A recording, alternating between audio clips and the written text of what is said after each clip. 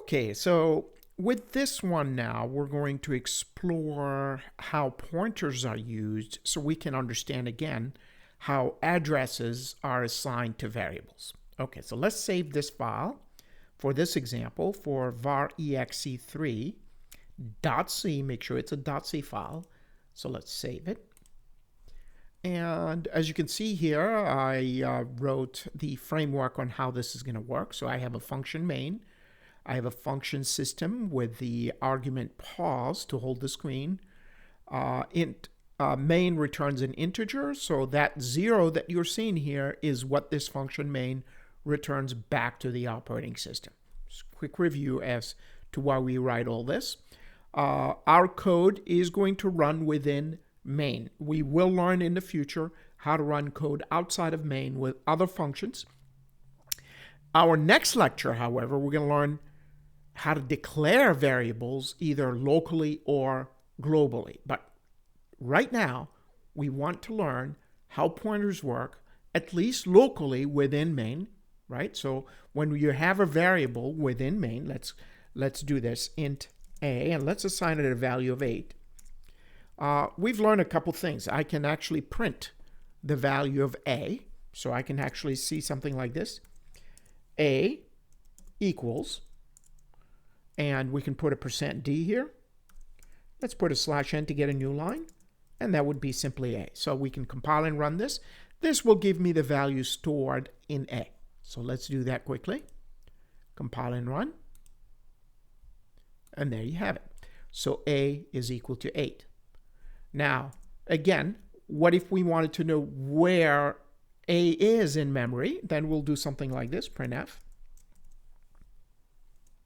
A is at this address, and that's where you're going to store the 8 that we're handling there. So A is at this address, which means inside that address, starting at that address, we have 4 bytes reserved for storing 8. Okay, so that would be a %d /n. And remember, this time, and %a to look at the address. So let's go ahead and compile and run this. And there you have it. Now, how many bytes were reserved for a to store that 8? We could do that as well here. So printf a, or a as a variable. So a is a variable, not just simply a letter a. Occupies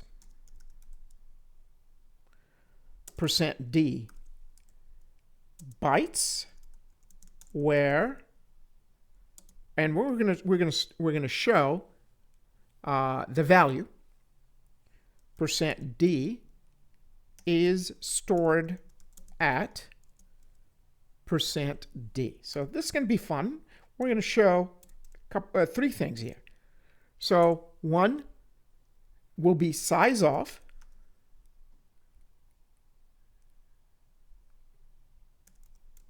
and that would be a, right? So comma, next item, a itself, and then n %a. So this here sums up what we've done with the previous lecture. Okay, so we want to know how many bytes, what's in a, and where is a. So how many bytes is the size, what's in a, that simply is a, and where is a, and that would be n %a. Okay, so let's go ahead and run this, compile and run. And there you have it. So a occupied 4 bytes, where 8 is stored at this address. So I hope now you're getting some sort of bearing, some sort of a situational awareness as to how a lives within the function main. A is a local variable that only exists within main. In the future, we're going to see some other functions other than main, written outside of main, and they will have their own local variables. Okay? And then can you declare variables that are not within a function?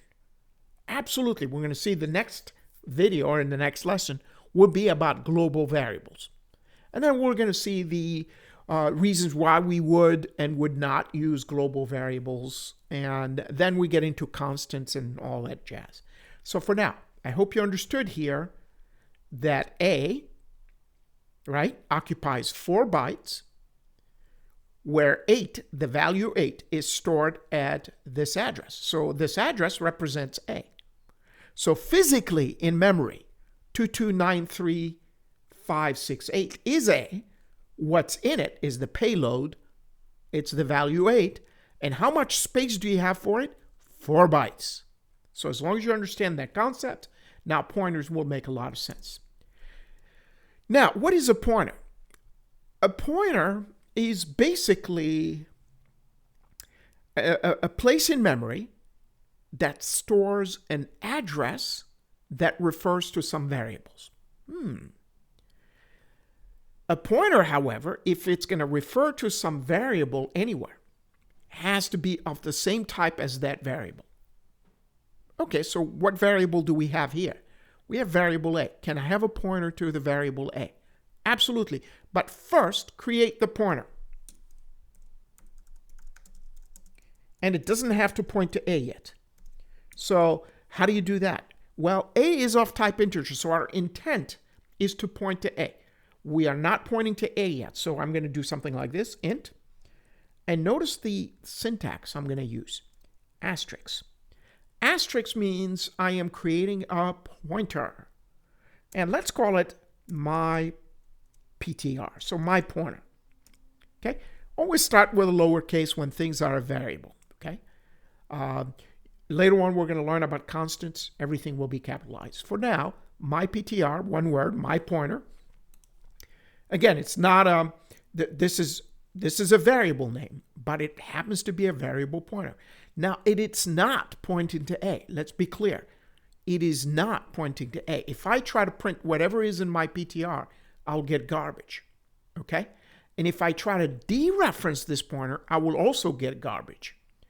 All right? So what do we mean by that? So let's say I try to print what's in my PTR. Now remember, if you were just looking at it as a variable, you know I've never assigned a value to it.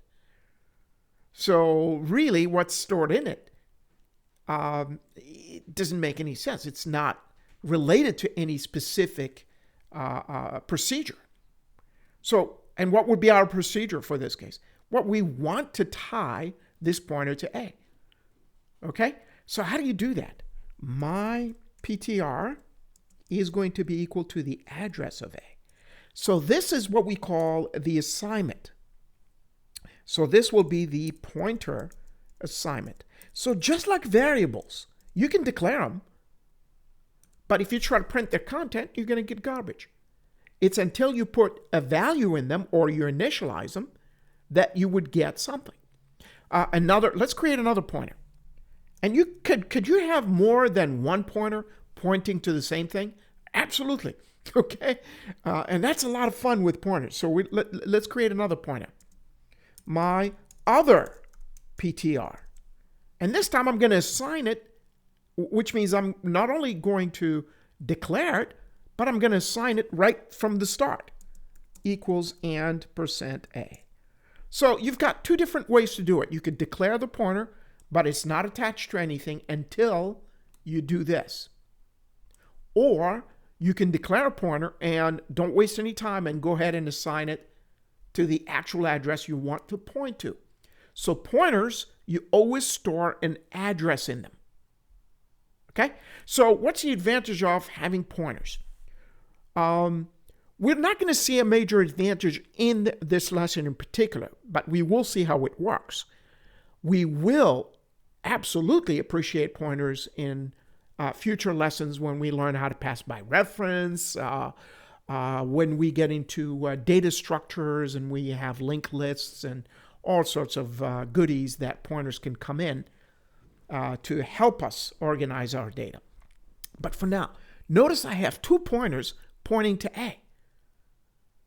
And can I see what's stored in any of these two pointers? Absolutely. Can I dereference these two pointers and see if indeed they're pointing to A?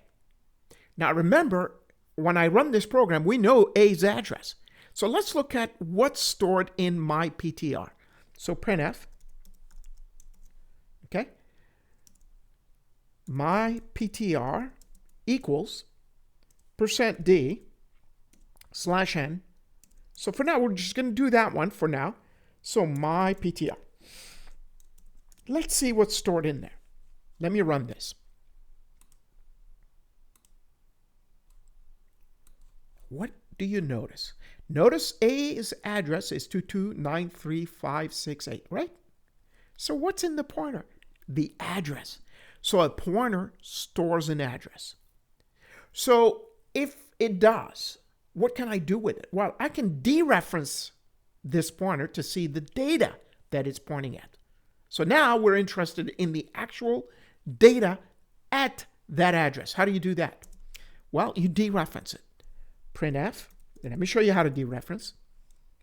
And that would be star my PTR. Now, this is not where I'm running the code. I'm going to show you here where the actual code happens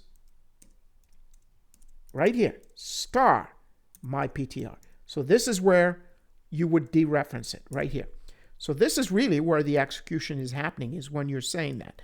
This here is just showing what we're looking at. So dereferencing the pointer, you put a star in front of it right here, and that value is going to go right here. And let's see what value do we get. So compile and run. And there you go. You get your 8 back.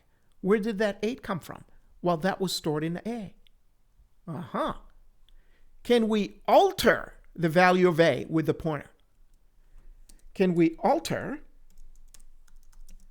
the value stored in A with the pointer? And the answer is yes. So you'll have to dereference. You could do something like this.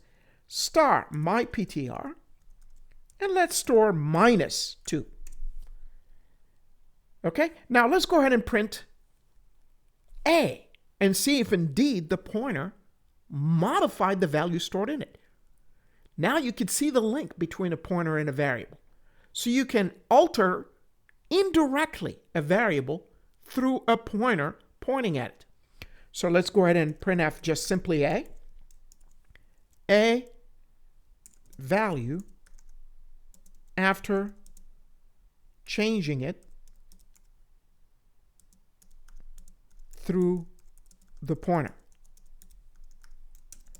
And that would be a %d slash n, and simply print A. And let's see if we get that -2. So now if we do get -2, which we will, we understand that there is a coupling going on, right? So my PTR has an effect on A because it physically has access to that memory location. Okay? So let's go ahead and compile and run. And sure enough, A now has changed to -2. Even though we didn't change A directly, we changed it by dereferencing the pointer and assigning it -2. So in other words, notice in my code, I don't really need to know the address physically. All I need to do is assign the address first, right? So I don't have to peek into memory to extract the address. It's done for me during the pointer assignment. Now here's another thing. Since I have 2 pointers pointing to A, can I actually use my other pointer to look? Okay, that would be fun. So remember, I have 2 pointers pointing to A, so I can actually look at what's stored in my other PTR, so we know it's going to be that address.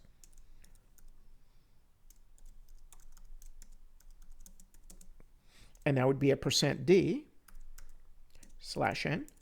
And simply, don't forget that comma here. You're separating the arguments within the printf statement.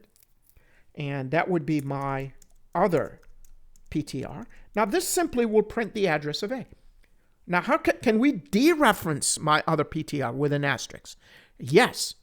And that should show us the value that's stored in A. So printf. And that the dereferencing will be star my other PTR is going to be equal to %d slash n. Again, /n to give you a new line. Now, notice this is the key here. This is where you do it. My other PTR. Okay? And let's see how this works. So compile and run.